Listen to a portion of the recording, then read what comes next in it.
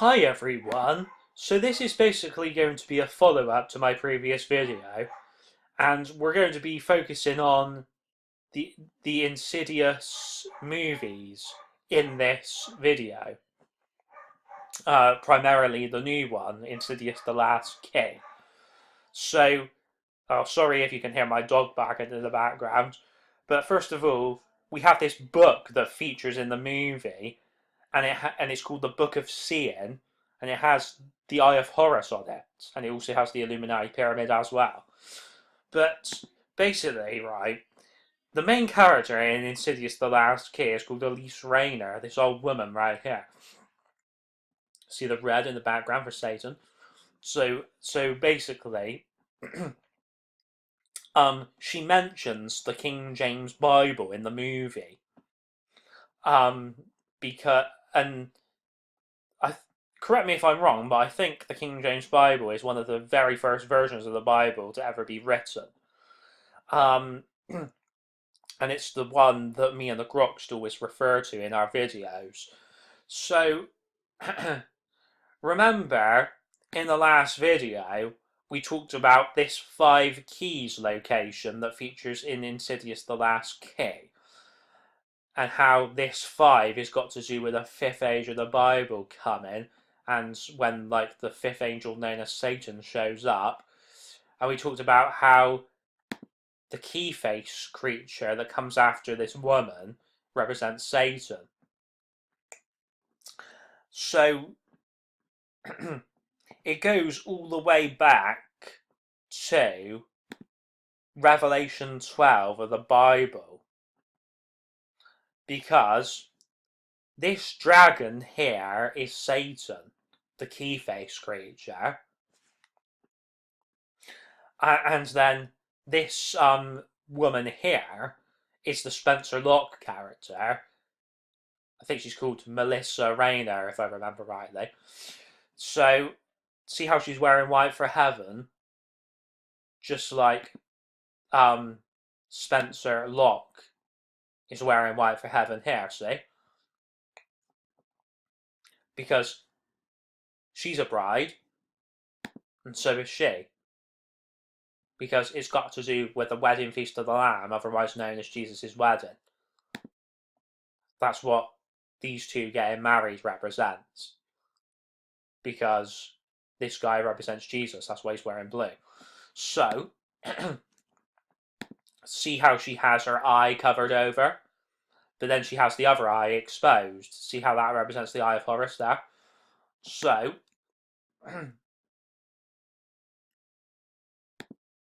unlock the horror, just like unlocking the abyss known as hell. That's what Satan is supposed to do at the end of days, so that he releases all of his demons. So the demons will come out of hell and come onto the earth. And I guess like all the roads and paths will split open when great earthquakes happen. See January 5th for the 5th age and the 5th angel. So, I mean, even this picture here, her eyes are quite prominent in this picture for the Eye of Horus again. So yeah, she's the Alice in Wonderland character with the blonde hair. She's wearing white for heaven. Most Alice in Wonderland characters are Rev 12 woman characters as well. See how this creature, or beast if you like, has many heads. Just like all of these politicians are like the many heads of a beast, or a beast system. See that 5 for the 5th age and the 5th angel. So, see, she's ascended above the earth. So I guess she's on her way to the Pleiades star system, where the heavenly areas are. Oh, Here's the website that me and the Crocs always go on. It's called Bible Hub. It's a very good website. See Revelation 12 of the King James Bible. The woman and the dragon. There's the woman and the dragon. There's the woman. There's the hand of the dragon. See how all of these keys are like basically the heads of that beast.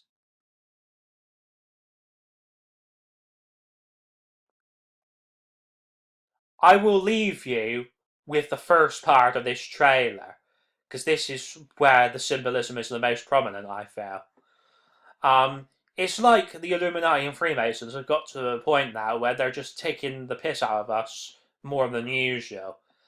Because in this scene, the key face creature, who is basically the Satan character,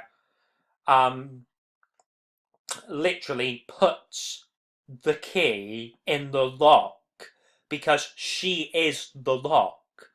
That is why her name is literally Spencer Locke. I know it's spelled L-O-C-K-E instead of L-O-C-K, but it doesn't matter, it still represents the same thing.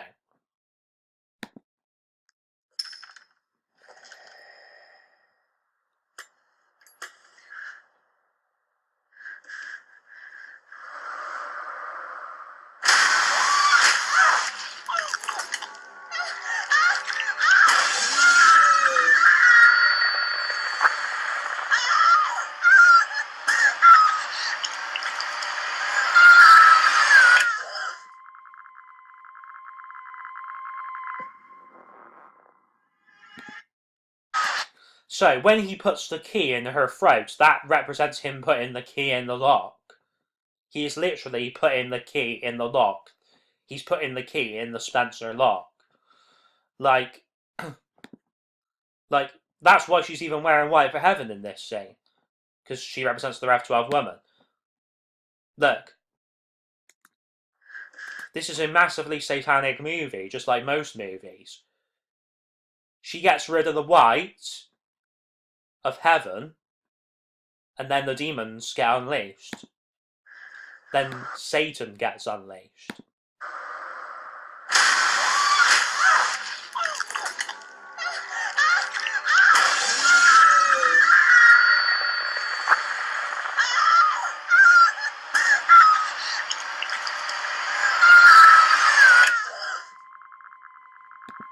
Notice when he puts the key in the lock, it's like nobody can hear her screams at that point.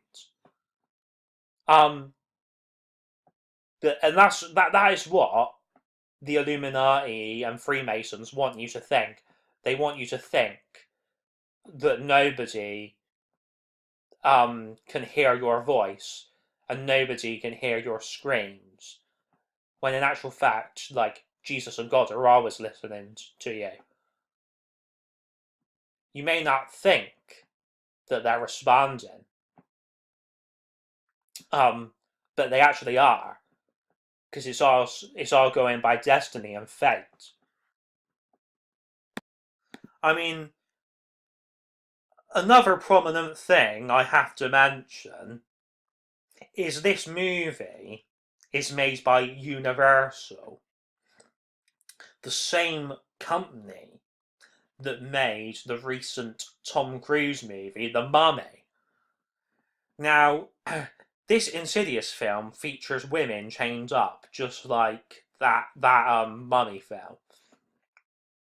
But you know, another film series that is made by Universal is the 50 Shades film series.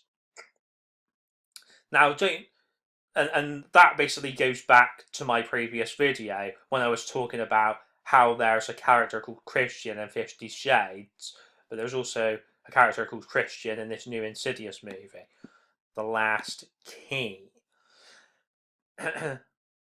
It's basically saying that this is like the last key to it all before the end times kick off. Like you only have a short time to work this stuff out before it's too late. But really, it doesn't matter whether you work it out or not. Because this stuff is still going to happen. It's meant to happen. Like, I mean, it's written in the stars. Oh, written in the stars. So, yeah, I mean, if you manage to work this stuff out, then it just proves you're more intelligent than the average person. So, thou shalt not steal. Exodus. See how it says 2015? Just like 2015 there. So, Satan's trying to steal our souls, but we mustn't let him. Our souls belong to Jesus and God. We are the good salt, and we must fight against the bad salt. See, the stars are above her. That's where she ends up, in the stars. Just like you have Star Wars. Star Wars is about good versus evil.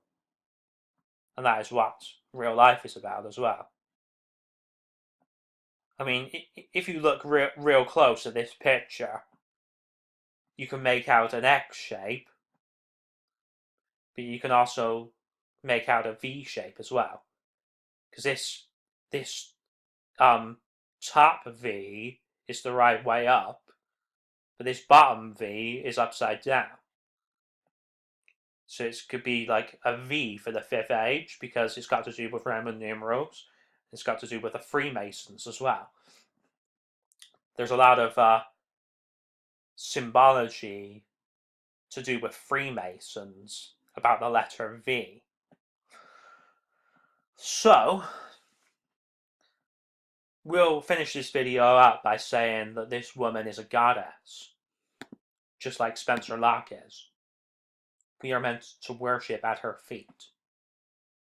As essentially, I believe there are already loads of goddesses and angels here on Earth. But they have just taken human form. Just like Jesus is basically God in human form. So, who knows? When we get to heaven, there may be various goddesses that we can worship their feet. Like, oh, is Spencer Locke a goddess, or is she an angel, or is she both? Well, I like to think she's both.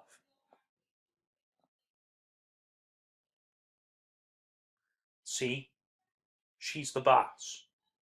We have to serve her.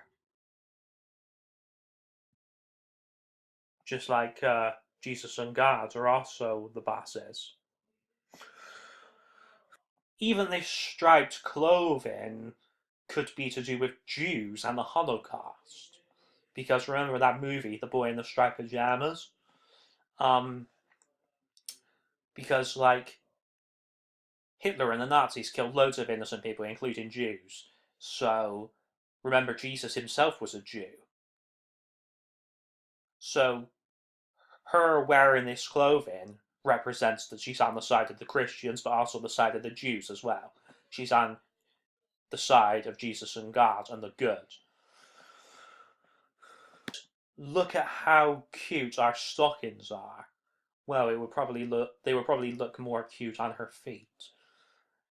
And it talks of madness, just like that Illuminati card game cover, that says mutual assured distraction. MAD, mad. MAD, mad. Remember, worship Spencer's feet.